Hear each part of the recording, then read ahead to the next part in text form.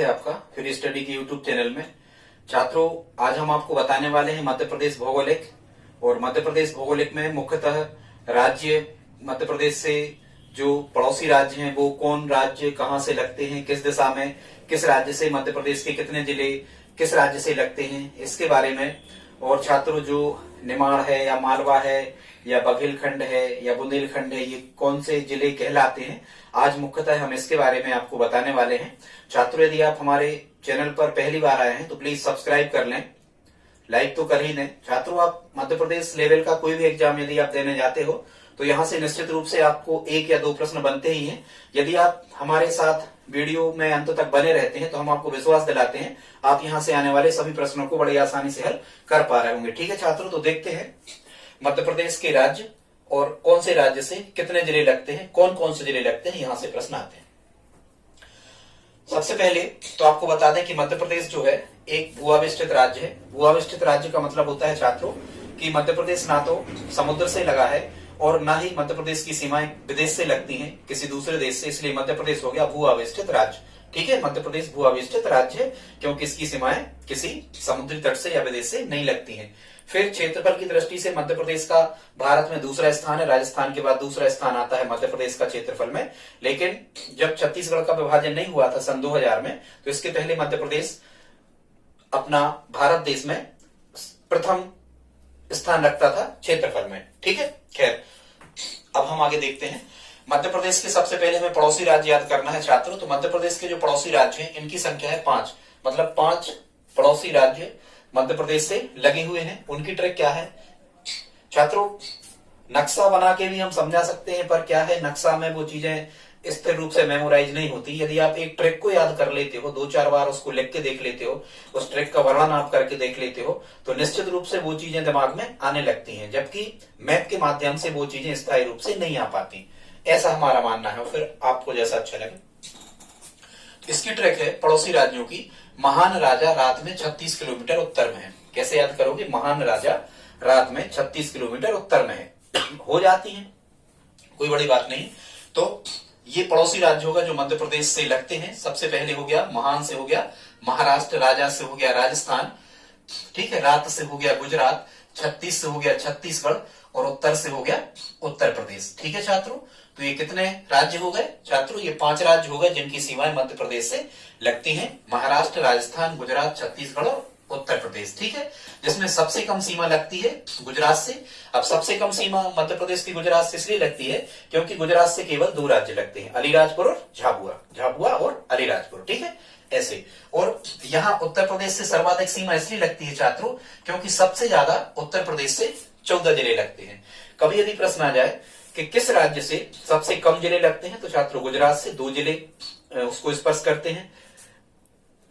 ठीक है, गुजरात को मध्य प्रदेश के मतलब।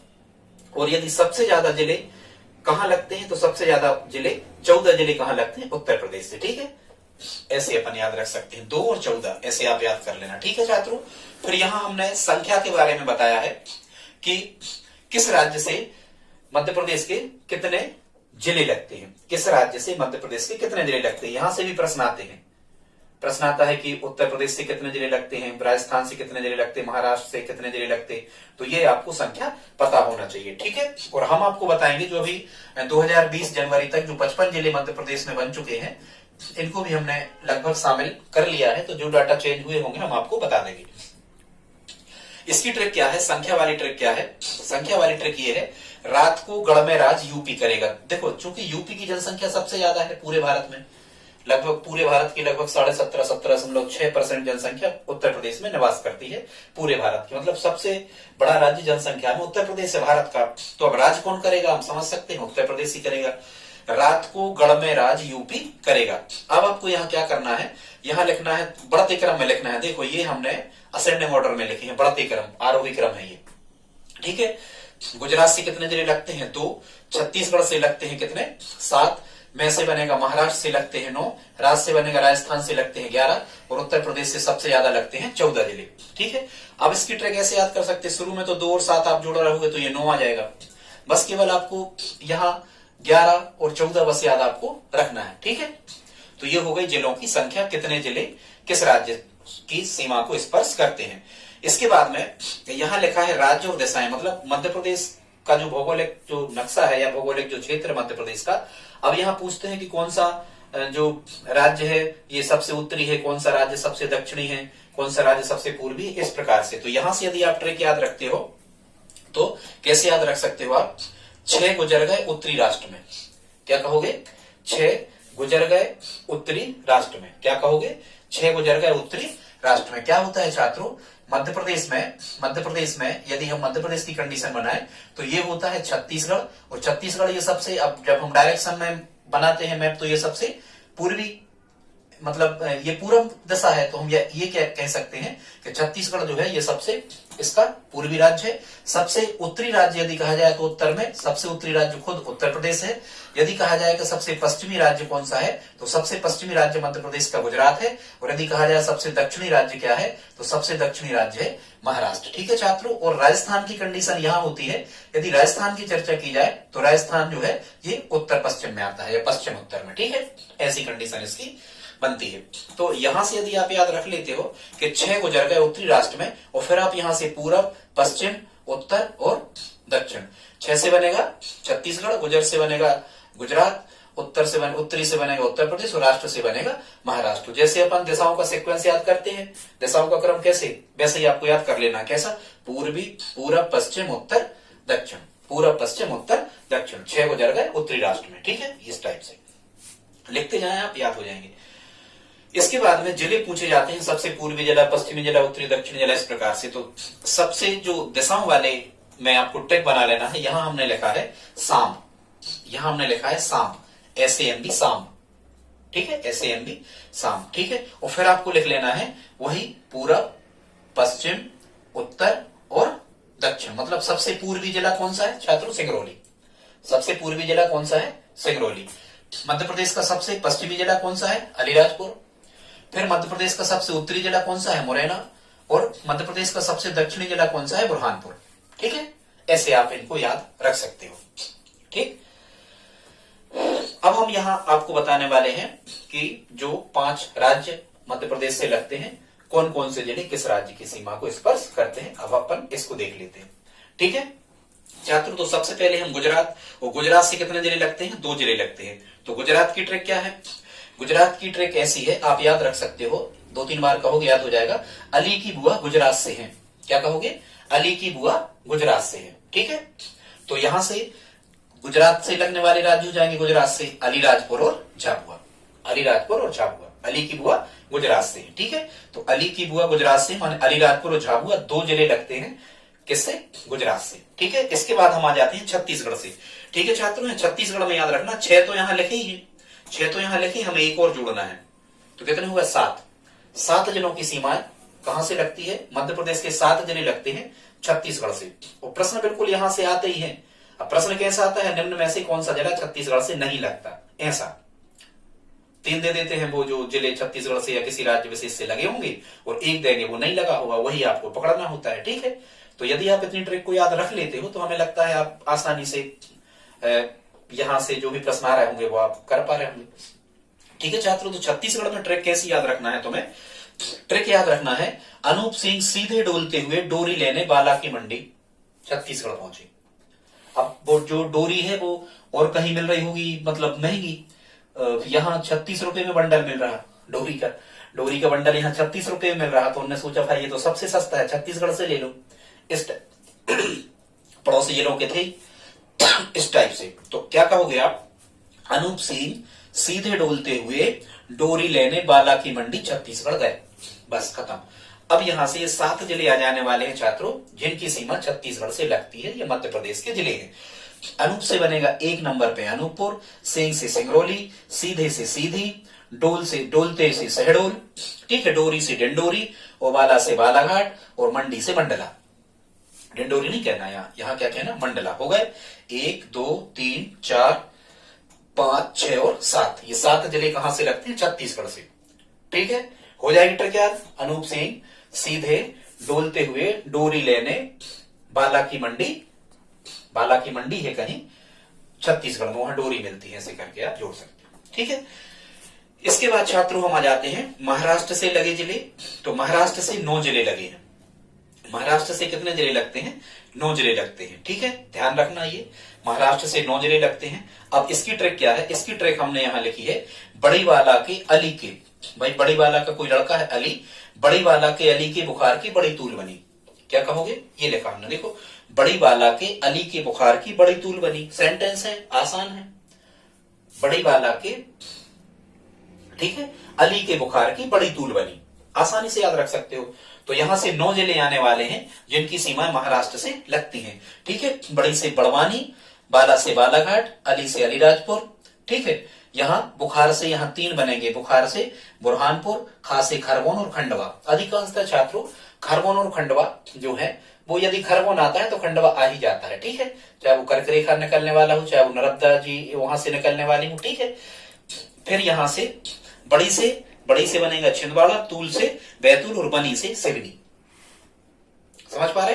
बड़वानी, बालाघाट, अलीराजपुर, बुरहानपुर, खरगोन, खंडवा, छिंदवाड़ा और बैतूल।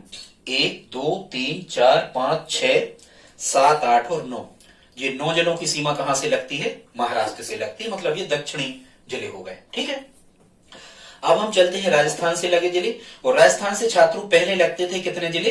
राजस्थान से पहले लगते थे 10 जिले।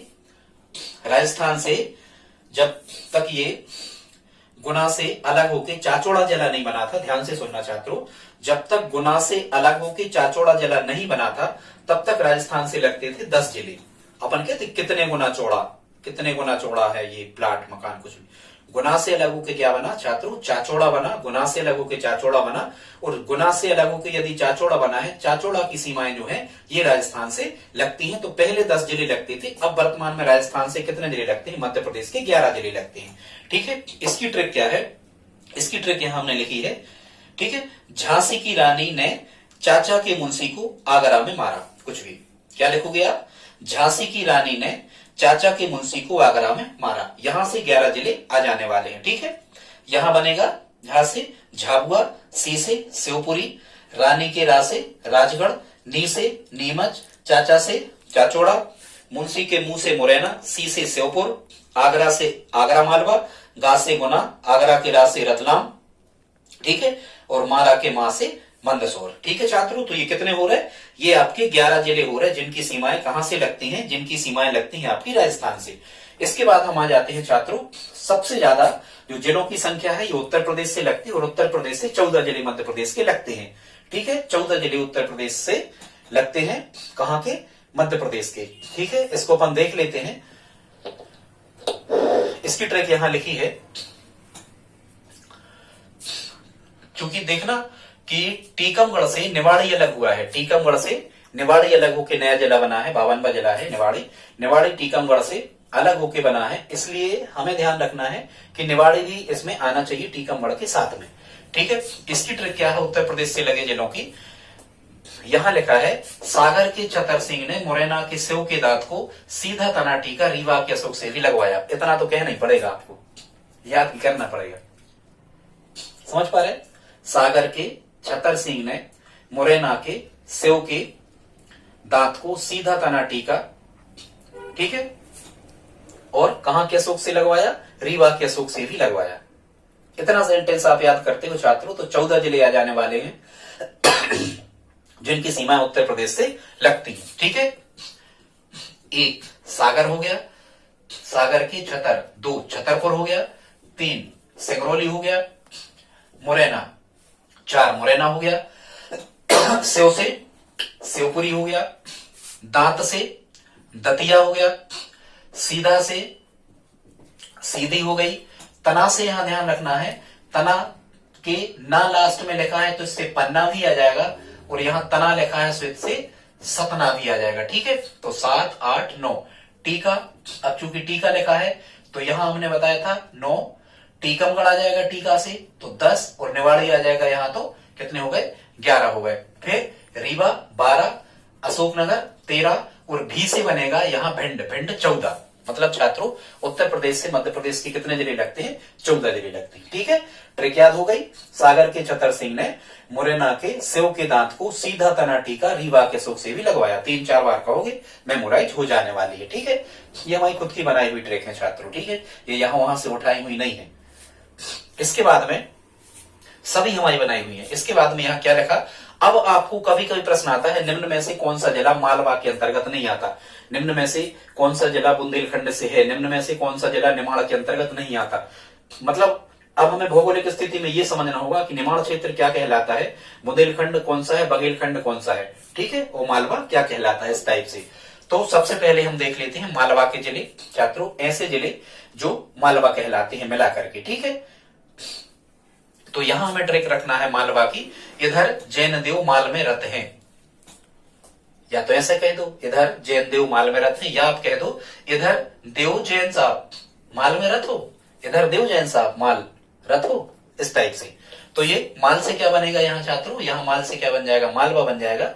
और मालवा में कौन कौन से जिले आएंगे, ई से इंदौर, धर से धार, दे से देवास, ठीक है, जैन से उज्जैन, और रत से रतलाम। मतलब इंदौर, धार, देवास, उज्जैन, रतलाम, ये मालवा के जिले हो गए, ठीक है। कोई भी ट्रिक कर लेना, इधर जैन देव माल में रत हैं, ठीक है, इस टाइप से ट्रिक है, वो याद करने का तरीका। इसके बाद में हम आ गए कहां छात्रों, निमाड़ पे। निमाड़ वाले जिले कौन से कहलाते हैं, निमाड़ वाले जिले कौन से कहलाते हैं, किन जिलों को मिलकर निमाड़ बनता है। तो देखो इसकी ट्रिक क्या है, आपको याद रखना है, बड़ी धार देख दादा बबुआ माड़ पी गए, बड़ी धार देख दादा बबुआ माड़ पी गए।